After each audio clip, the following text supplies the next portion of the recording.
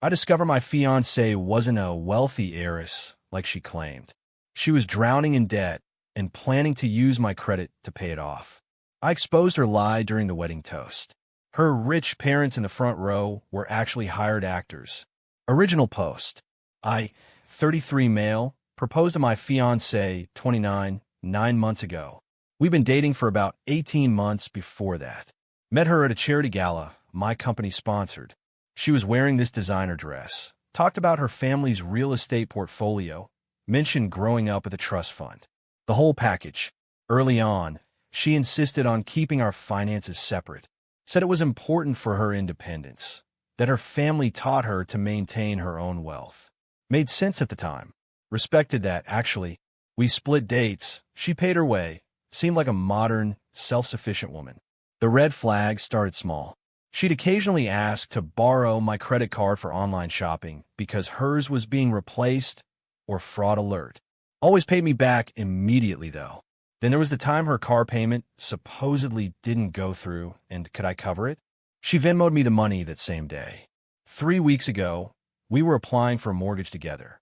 The wedding was planned for next month. Figured we'd buy a house, start our life. The loan officer asked for both our financial documents. That's when it got weird. My fiancé kept delaying. Oh, I need to get the statements from my accountant.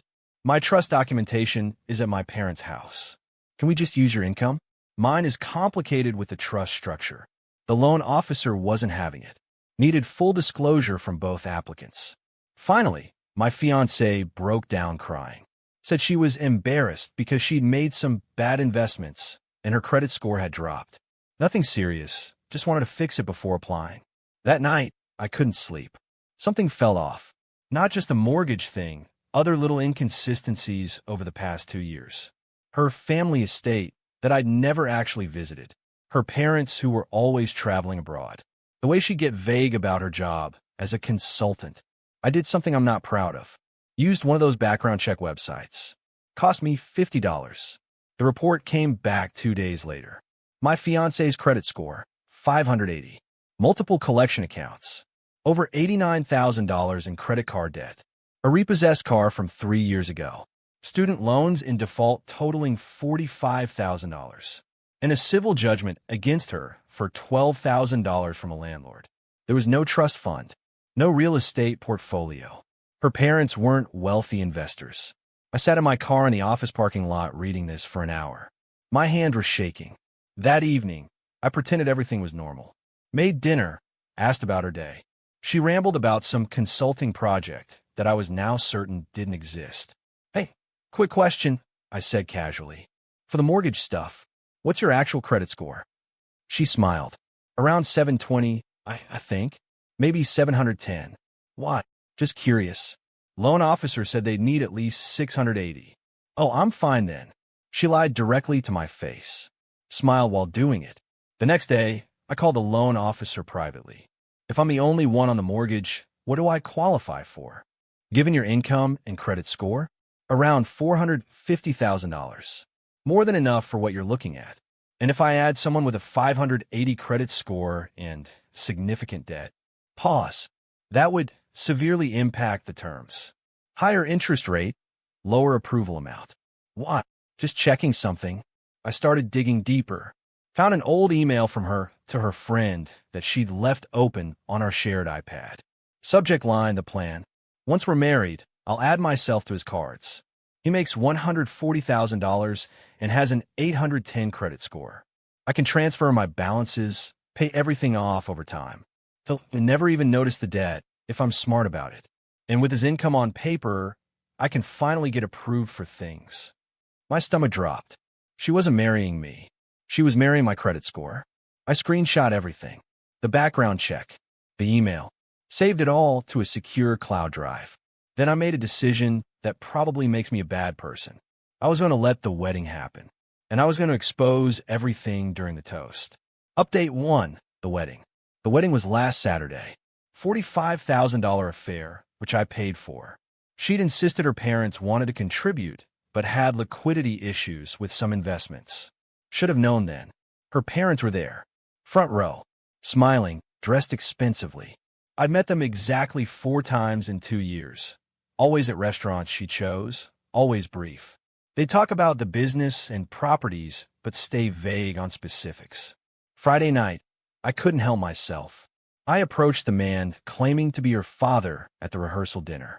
Hey, quick question about that Denver property you mentioned before. What neighborhood? He blinked. Oh, it's actually in the suburbs. Near the mountains. Which suburb? You know, I'm terrible with names. Let me get back to you. He never did. Saturday afternoon, while getting ready, I did one final check. Googled the phone number her father had given me once for emergency contacts. It came up as a listing for Premier Event Staff Professional Actor Services. My hands went numb. I clicked through. There was his headshot. Available for corporate events, private parties, and specialty bookings. Her mother? Same agency. Different headshot page. She'd hired actors to play her parents. I showed up to my own wedding in a daze. Smiled through photos. Said my vows. She cried during hers, talking about how I'd saved her and how she'd never been so happy. The reception started. Dinner was served. Then came the toasts. Her maid of honor went first. Talked about their college days, how my wife always knew what she wanted. Then my best man. Funny stories about us, supportive words. Then it was my turn. I stood up, tapped my glass. Everyone quieted down. I want to thank everyone for being here. I started. Marriage is built on trust, on honesty, on partnership. My new wife smiled up at me, tears in her eyes. So I think it's important to start this marriage with complete honesty. Her smile faltered slightly. See, I recently learned some interesting things. About credit scores. About debt. I looked directly at her parents in the front row. About hiring actors from premier event staff to pretend to be your wealthy parents. The room went silent. You could hear someone's fork hit their plate. My wife stood up. What are you doing? I'm being honest. Isn't that what marriage is about? I pulled out my phone. Should I share your actual credit score? It's 580, by the way. Not 720 like you told me. Her face went white. Or should we talk about the $89,000 in credit card debt you're carrying? The defaulted student loans? The repossession? Her father stood up. I don't have to listen to this. He started walking toward the exit. Yeah, you probably should leave, I called after him. I'm guessing you're only paid through dinner service anyway. Several guests gasped. Her mother grabbed her purse and followed him out. My wife was shaking. You're humiliating me. In front of everyone. You were planning to commit fraud. I found the email. The one where you talked about adding yourself to my credit cards, transferring your debt to me. That's not marriage. That's financial abuse. Her maid of honor stood. This is insane. You're ruining her wedding. She ruined it when she lied about literally everything. There's no trust fund. No real estate portfolio. Her parents aren't wealthy investors. They're not even her parents. They're character actors she paid to play rich people. I looked around the room. I paid for this entire wedding. $45,000. Because she claimed her parents wanted to contribute, but had liquidity issues. You know why? Because they don't exist. My wife lunged at me. My best man caught her arm. You're a psycho, she screamed. You planned this. You knew and you still married me just to humiliate me. Technically, we're not married, I said calmly. I never signed a marriage license. Told the officiant I needed to review it with my lawyer first. So actually, we just had a very expensive party where I exposed your fraud in front of 150 people. Her face went from rage to horror. What? The marriage isn't legal. We're not married. And we're not going to be. I turned to leave. Stopped. Oh, and the honeymoon to Bali? Canceled that this morning. Full refund since I booked it with points. Have fun explaining this to everyone. I walked out. Behind me, chaos erupted. Shouting, crying, chairs scraping. My best man followed me out. Holy shit, dude. Yeah. Did that just happen? Yep. We got in his car. He drove me to my apartment in silence. When we got there, he asked, You okay? Not even a little bit. But I didn't regret it. Not one bit. Update 2. The aftermath. The fallout was immediate and brutal. Sunday morning, I woke up to 63 text messages. From her, her friends, even some of my own relatives who'd been at the wedding. From her, you destroyed me. Everyone knows. Everyone. How could you do this to someone you loved? From her friends, "You're a monster. She made mistakes, but you humiliated her." At her own wedding. From my aunt, "That was cruel. Whatever she did, that wasn't the way to handle it." I ignored most of them. Responded to my aunt, "She hired actors to play her parents and planned to commit credit card fraud against me. I think public humiliation is getting off light." The parents, the actors, actually called me. The guy who played her dad. "Look, man, I didn't know the full situation. She hired us through the agency, said her real parents couldn't attend due to health issues, wanted stand-ins for photos and the ceremony. We thought it was weird, but we've done weirder gigs." "How much did she pay you?" $2,500 each, plus wardrobe expenses. "Where'd she get that money?" "I don't ask questions, man." But she seemed stressed about the payment. Kept asking if we took payment plans. She'd probably put it on credit cards. More debt to add to the pile. Monday, I got a call from a lawyer. Her lawyer. "Mr. Last name, my client is requesting that you return all gifts received during the wedding ceremony as the marriage was not completed. Tell your client she can have the toaster. Everything else stays." She's also considering legal action for defamation and emotional distress. Cool. I have documentation of everything I said. Truth is an absolute defense against defamation. And she's the one who committed fraud, so good luck with emotional distress. My client maintains she never intended to defraud you. I have an email in her own words describing her plan to use my credit to pay off her debt.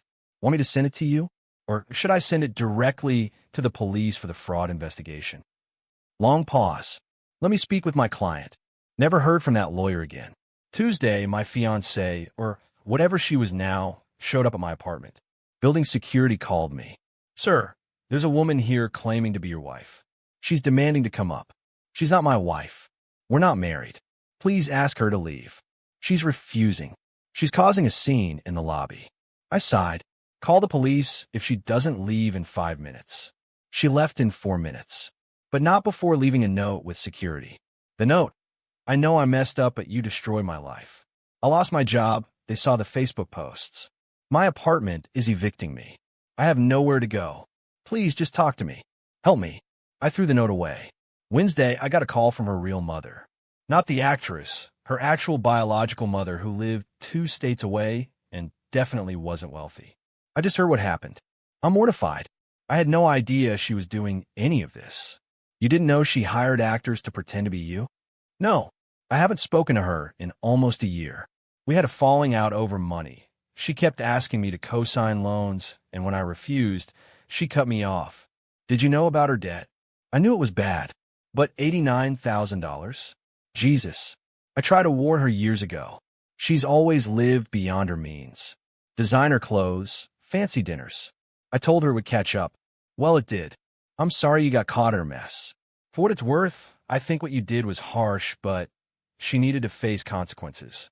No one's ever made her face them before." That conversation actually made me feel worse. This wasn't just a con artist. This was someone with a serious spending problem who'd lied so much she believed her own stories. Thursday, the vendor started calling. "Hi, this is calling from the venue. We're settling final costs, and notice the payment method on file was declined. I paid the deposit. What's this about? Your wife added champagne upgrade and extra hors d'oeuvres to the package. Additional $2,400. The card she provided was declined. We're not married, and I'm not paying for upgrades I didn't authorize." "Sir, you signed a contract." "I signed a contract for the base package. Any upgrades would need my signature. Do you have my signature authorizing the changes?" "Let me check." "No, I have her signature." "Then that's her problem." Similar calls came from the florist, upgraded arrangements, $800, the photographer, added album package, $1,200, and the DJ, extended hours, $500. She'd upgraded everything without telling me and put on her credit cards that immediately declined. The vendors were now coming after both of us. I forwarded everything to my lawyer. She fraudulently signed contracts in my name. Handle it. Friday, exactly 1 week after the wedding that wasn't, my lawyer called with news. The vendors are backing off. Most are pursuing her directly now that we've shown she made unauthorized changes. But there's something else. What? She's filed for bankruptcy. Chapter 7. Listed you as a creditor for $45,000, the wedding costs. I laughed. It was so absurd I actually laughed. She's claiming I owe her money? No, she's claiming you're owed money that she can't pay. It's her attempt to discharge the debt through bankruptcy. Can she do that? Not exactly. Wedding expenses aren't typically dischargeable if they were incurred through fraud, and you have proof she planned to defraud you. We can contest it. Do it. The bankruptcy filing was public record. I looked it up. There was in black and white $134,000 in total debt. Credit cards, student loans, personal loans from friends, unpaid rent, medical bills. The wedding expenses she tried to claim against me. Everything. She'd been drowning and saw me as a life raft. Update 3. Final resolution. It's been 2 months since the wedding that wasn't. Time to close this out. The bankruptcy went forward. Despite my contestation, judge ruled that while the wedding costs were questionable, she was clearly insolvent and the overall debt was legitimate. She lost everything. Credit destroyed even more. Had to surrender her car, moved back in with her real mother. The vendors eventually settled. I paid nothing beyond the original deposits. They pursued her, got nothing, and eventually wrote it off. My lawyer sent her a formal demand for the $45,000 I spent on the wedding. She obviously can't pay it. It's now a judgment against her that'll follow her for years. The actors, the fake parents, actually gave me a refund. Said they felt bad about being part of the deception. I didn't ask for it, but they insisted. $3,800 total. Small, but it was something. My ex-fiancée tried reaching out a few more times. Through friends, through email, even sent a letter to my office. All saying variations of the same thing. She was sorry. She was desperate. She never meant to hurt me. Could I please help her? I didn't respond to any of it, but I did get one message that stuck with me. From her real mother. I know you don't owe her anything, but I need you to know she's not okay. I'm worried about her mental state. She won't eat, barely sleeps. Just sits in her room. I know she did this to herself, but I'm scared for her. That one got to me. Not enough to change anything, but enough to feel complicated. Look, I'm not proud of how I handled it. The public exposure was brutal. I could have confronted her privately, called off the wedding quietly, but she was planning to commit fraud against me, to trap me in a marriage built on lies and debt. The truth is, I'm angry. Still, even now, because I loved her, or I loved who I thought she was. The woman I proposed to doesn't exist. She was a character, carefully crafted, designed to land someone with good credit and a stable income. And I'm sad, because somewhere under all those lies was probably a scared person drowning in debt who made increasingly desperate choices. But that doesn't excuse the fraud, doesn't excuse hiring actors, doesn't excuse the plan to steal my financial identity. Some people say I went too far, that the public humiliation was cruel, that I should have handled it differently. Maybe they're right. Maybe I am a vindictive person who took something private and made a spectacle. But you know what? She was going to commit fraud against me, was actively planning it. That email wasn't hypothetical. It was a blueprint. And if I'd called off the wedding quietly, she would have just found another target. Someone else to deceive. At least now it's on record. Public. Anyone who Googles her name will find something. The vendors know. The guests know. The next person she tries to con will have a chance to find out who she really is. As for me, I'm okay. Not great, not terrible. Just okay. I canceled the honeymoon, got my points back, moved the money I'd saved for the down payment into investments. Started therapy because apparently publicly humiliating your fiancé at your own wedding is something you should probably process with a professional. My therapist keeps asking if I regret it. The honest answer? I regret falling for the con. I regret not seeing the red flags earlier. I regret that the woman I loved never actually existed. But do I regret exposing her? No. She made choices. She built an elaborate fraud. She hired actors, for crying out loud. That's not desperation. That's calculation. The wedding cost me $45,000, but it could have cost me so much more. My credit, my savings, years of my life married to someone who saw me as a meal ticket $45,000 is expensive, but it's cheaper than a divorce from someone with $134,000 in debt that would have become partly mine. So yeah, that's where we are. Wedding didn't happen. Marriage didn't happen. Fraud got exposed. Bad person faced consequences. Some people get away with stuff like this. She didn't. And honestly, that's all I wanted. Just for once, for the person who lies and schemes and cons to actually face the music. She got what she deserved.